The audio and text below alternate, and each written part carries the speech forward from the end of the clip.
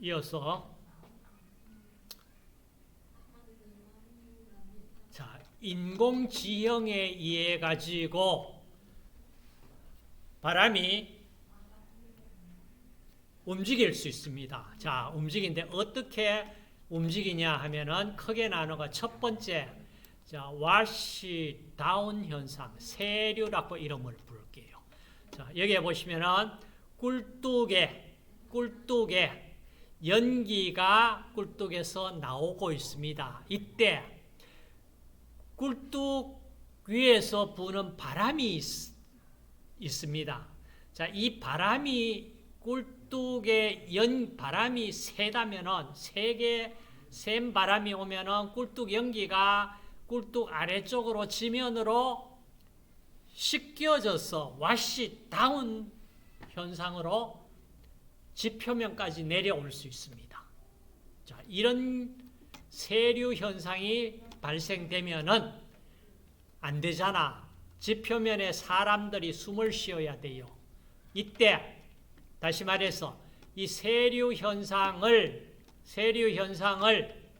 방지하기 위해서, 자, 위에 꿀뚝에서 연기가 나올 때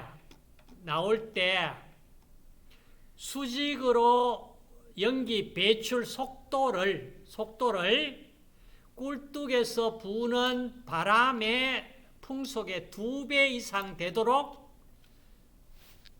연기 배출 속도를 높여줘야 됩니다. 자, 2배 이상, 풍속의 2배 이상 되도록 연기가 나오는 속도를 높여줘야 됩니다. 그러면 연기가 나오는 속도를 높여주려면 어떤 방법을 쓰면 가장 바람직하냐? 강제적으로 동력을 이용해서 불어내는 경우는 그렇게 많지가 않고, 일반적으로 가장 쉽게 할 수 있는 방법이 어때요? 연도 아래쪽보다는 위로 올라가서 꿀뚝에 배출되는 꿀뚝 사이즈, 그러니까 구멍에 지름을 좁혀주면 배출 속도가 빠르게 배출 속도를 올릴 수 있다. 그래서 일반적으로 바람의 속도, 풍속 2배 이상의 배출 속도로 연기를 배출시켜 주라. 이것이 와시다운, 세류 현상을 방지할 수 있는 방법이다. 그 다음 두 번째 문제점이 발생됩니다. 자, 다운 드래프트 혹은 공동현상이라고 이름을 부르는데, 자, 보세요. 꿀뚝이 있고 꿀뚝 옆에 말이에요. 꿀뚝 옆에 어떤 높은 건물이 있다 그러면은 이 건물의 영향을 받아서 바람이 꿀뚝 속에서 나오는 연기를 지면으로 끌어당겨 버리는 이런 바람이 만들어집니다. 이걸 다운 드래프트 공동 현상이라고 얘기를 해요. 그래서 자, 이 난류를 방지하기 위해서 꿀뚝 높이를 주위 건물 높이보다 2.5배 이상 꿀뚝을 높이 세워야 됩니다. 자, 꿀뚝 주변 어떤 건물이 있다면 그 건물보다 적어도 2.5배 이상 높게 꿀뚝을 높이를 올려줘야 된다. 이것이 이 다운 드래프트 공동 현상을 방지하기 위해서, 자, 이런 조건을 갖춰야 된다. 다음 이제 대기 공기 오염을 시키는 오염 물질들을 이제 측정하는 하나의 과학적인 데이터를 얻는 과정입니다.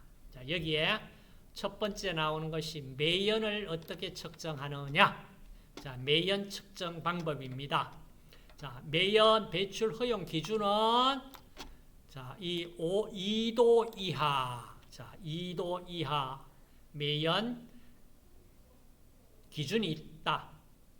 자, 매연이 어떨 때 발생되냐?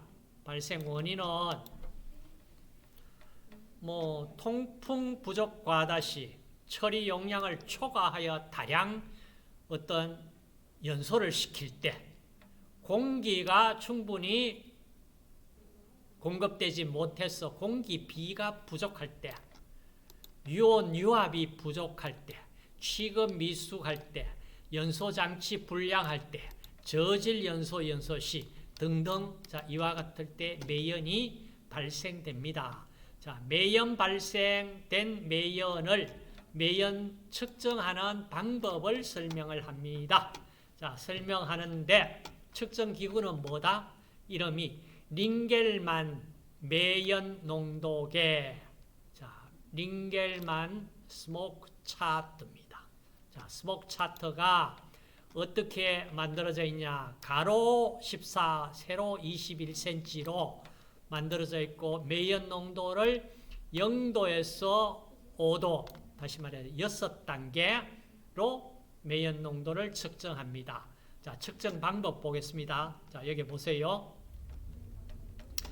자, 측정 관측자가 앞에 약 한 16m 앞쪽에 매연 농도표를 두고 관찰자가 자, 연도 꿀뚝을 봅니다.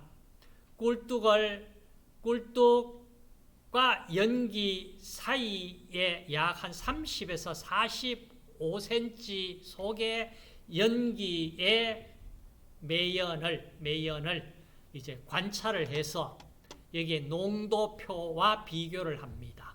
비교해서 0에서 5도까지 관측해서 관측값을 얻습니다. 자, 관측값을 얻어서 자, 어떻게 얻냐? 한 번 딱 보고 측정하는 것이 아니고 10초 간격으로 여러 번 관찰을 하세요. 그리고 나서 자, 이렇게 도수 곱하기 횟수 곱해서 총 횟수로 나누고 곱하기 20을 하면은 매연 농도 퍼센트 농도가 구해집니다. 자, 매연 농도 어떻게 되어 있냐 하면은 자, 이렇게 우리가 표현을 하겠습니다. 자, 차트 한번 보세요. 매연이 없습니다. 좌측에 아주 흰색 그대로 나타났습니다.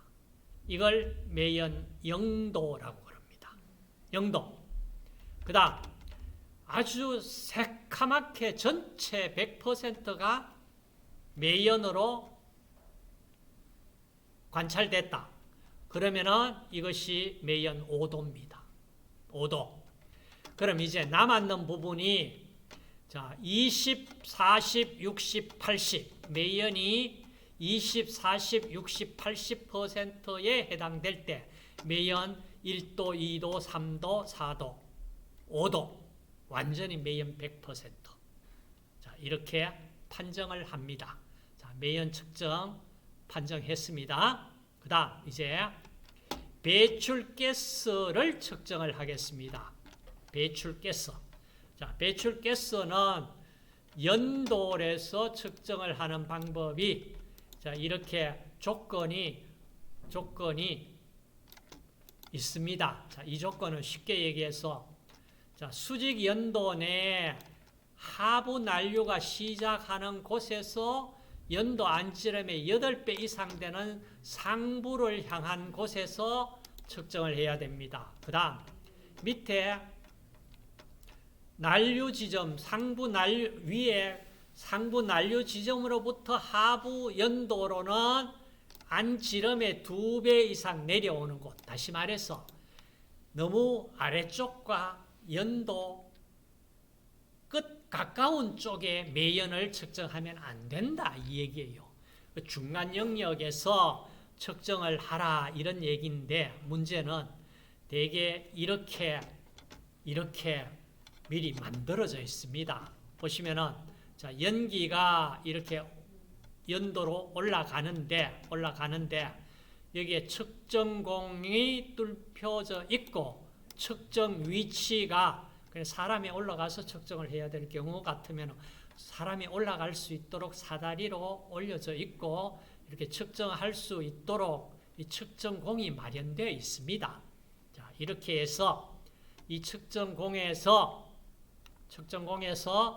매연을 측정을 하는데 그 매연 측정할 때 배출 가스도 어떤 유속으로 배출되는지 그 배출된 배출 가스량을 구하고 매연도 측정하고 유해가스도 포집해서 이제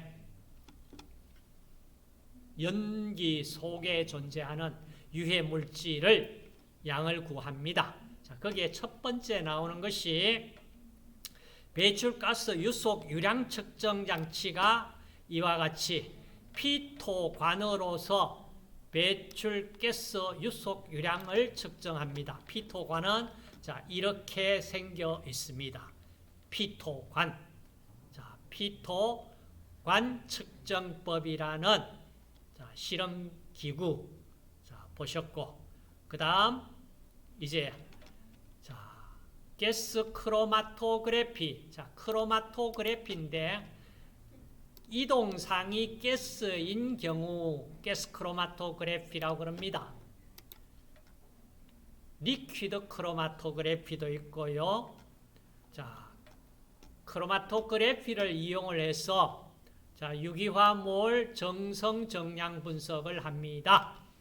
자, 가스 크로마토그래피가 어떻게 구성되어 있냐 하면은 이와 같이 운반가스, 압력 조절부, 시료 도입부, 분리관, 검출기 자, 이런 형태로 기기가 구성되어 있습니다.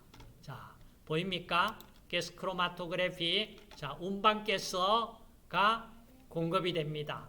자, 운반가스 압력을 조절할 수 있도록 조절 밸브, 유량을 조절할 수 있도록 압력계, 유량계 거쳐서 그다음 이 분리관 오븐이라는 자, 오븐의 온도에 민감하기 때문에 온도 컨트롤이 될 수 있도록 이와 같이 오븐의 안에 자, 시료 도입부가 들어가 있고 분리관이 있습니다. 분리관에서 분리되어 가지고 검출기에서 검출해서 시그널을 얻습니다. 그래서 자, 이 구조로 가스 크로마토그래피가 이루어져 있습니다.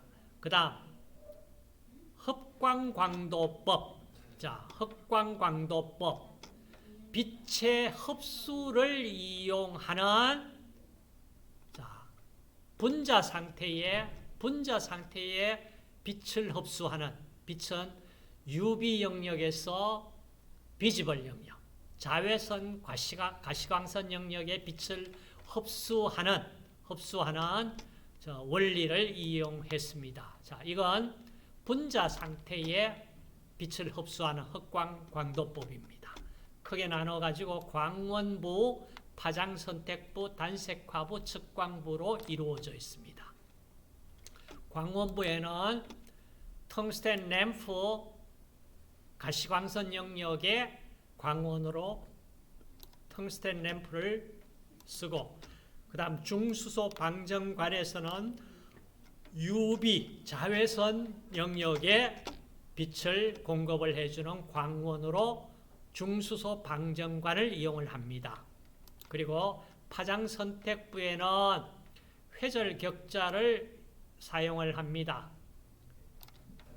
단색화 장치에 프리즘 회절격자 되어 있는데 자, 주로 프리즘은 그렇게 지금 사용을 하지 않습니다. 이것보다 훨씬 더 성능이 좋은 회절격자를 사용을 한다. 그 다음 시료 셀에는 자, 유리로 된 석영으로 된 플라스틱으로 된 흡수 셀을 이용을 하는데 자, 일반 유리일 때는 일반 유리는요 자외선 영역에 유리를 쓰면은 유리 자체가 자외선을 흡수를 해버리기 때문에 안 됩니다. 그래서 자외선 영역에 빛을 이용을 해야 될 경우에는 석영쇠를 씁니다. 쿼츠라고 하는 석영쇠를 씁니다. 자, 측정 대상은 각종 중금속류, 시안, 불소 등을 이 흑광광도계를 이용을 해서 실험을 할 수 있습니다. 다음, 흑광광도는 흑광광도인데 앞쪽에 원자가 들어가 있습니다. 원자가 붙어져 있지 않는 것은 분자 상태의 빛을 흡수하는 흑광이고, 여기에 원자 흑광광도법 그러는 것은 Atomic Absorption Spectrometry 해서 AAS라고 이름을 부릅니다. 원자가 빛을 흡수하는 원리를 이용합니다. 다시 말해서 원자를 만들어야 됩니다. 그 원자를 만들기 위한 부분이 바로 여기에 있는 시료 원자 화부라는 버너 불꽃을 이용을 합니다.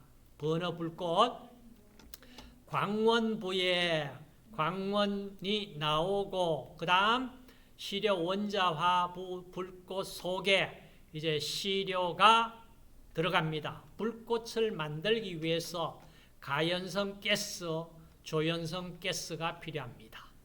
가연성 가스, 조연성 가스가 어떤 종류를 사용을 하느냐에 따라 이 불꽃의 온도가 달라집니다. 자, 그리고 나서 이제 단색 화부에서 이제 우리가 원하는 빛만 골라서 측광부에서 검출기에서 검출을 해서 기록을 줍니다. 자, 이와 같은 기기를 우리가 원자 흑광광도계 해서 AAS라고 이름을 부릅니다. 자, 중금속 대부분 가능합니다. 특히 소듐이나 포타슘이온은 아주 이 기기가 측정하기에 아주 적합한 기기입니다. 나머지 자, 원자 흑광광도법, 자, 원자 방출 흑광에 반대되는 방출 분광법이 있습니다. 방출 분광법은 ICP라는 인덕터리 커플드 플라즈마라고 하는 ICP라는 기기가 있는데 굉장히 미량 ppb 레벨 정도의 아주 미량의 농도까지 측정이 가능한 기기가 있습니다. 여기는 지금 자료가 나오지를 않아요. 자, 동영상에 제가 담아둔 동영상에 내용이 있으면은 보도록 하세요. 그 다음 먼지는 어떻게 측정할 거냐? 자, 먼지 마찬가지. 자, 먼지를 어떻게 원통 여과기에 이 먼지가 포집되도록 여과 필터를 달아서 먼지를 측정을 하기 위해서 공기를 뽑아내야 되잖아요. 이 뽑아내는 과정이 자, 이런 진공 펌프를 이용을 하고 그러면은 뽑아낸 가스량을 우리가 이 가스메타를 이용을 해서 양도 구하고 온도도 구해야 됩니다. 그래야만 얼마 속에 먼지가 얼마 이렇게 농도를 구할 수가 있다. 그래, 먼지 시료 채취 장치 있으니까 보시고 그러면 앞쪽에 뭐 이렇게 많은 어떤 부분품들이 존재하느냐? 진공 펌프 상하게 하면 되지 않잖아요. 그래서 보시면은 SO2 가스 흡수 미리 시키고 진공 펌프 가스메타, 마노메타 이걸 상하게 하지 않기 위해서 미스터 제거병 해서 진공 펌프로 공기양을 우리가 뽑아내고 가스메타, 마노메타 이용해서 채취한 공기량을 구하고서 먼지 양을 구하면 됩니다. 그 다음 악취는 어떻게 측정할까? 악취, 자, 직접 관능법으로 하는 방법. 다시 말해서 악취 발생 피해 지점에 아주 취기가 가장 강한 옷을 선정해서 건강한 사람 5사람 이상의 후각을 이용해서 측정한다. 악취 판정도는 0에서 5도 6단계로 측정한다. 악취 기준은 매형과 같이 2도 이하이다. 자, 악취는 0도는 무취, 1도는 감지, 취기가 감지되는 정도, 2도는 보통 정도, 3도는 아주 강한 취기, 4도 극심한 취기, 5도는 참기 어려운 취기를 우리가 0에서 5도까지 이렇게 직접 관능법으로 측정한다. 다음, 이 공기 희석 관능법. 자, 이건 글자 그대로 악취 발생 지점의 취기가 가장 높은 곳을 선정해서 채취한 시료를 채취해서 실험실에 운반해서 이제 공기로 희석을 합니다. 그래, 단계적으로 공기 희석시켜 냄새를 감지하는 방법입니다. 자, 이걸 공기 희석 관능법이라고 얘기를 합니다. 그 다음, 만약에 시료 채취가 시료 채취는 48시간 이내에 채취한 시료는 실험을 해라. 그렇지 않으면 정확한 값을 얻을 수 없을 수도 있다. 그 다음, 시료 채취 불가한 때는 이런 경우는 시료 채취 불가. 자, 정상 조업이 아닌 경우 눈 또는 비가 올 때 영하 50도 이하, 풍속 5m/s 이상 이럴 때는 시료 채취하지 마라. 신빙성 없다. 자, 이런 얘기입니다. 자, 그리고 나서 이제 대기 오염된 물질을 어떻게 대기 오염 물질을 방지하기 위한 방지 시설에 대한 내용입니다. 브레이크 타임 후에 합시다.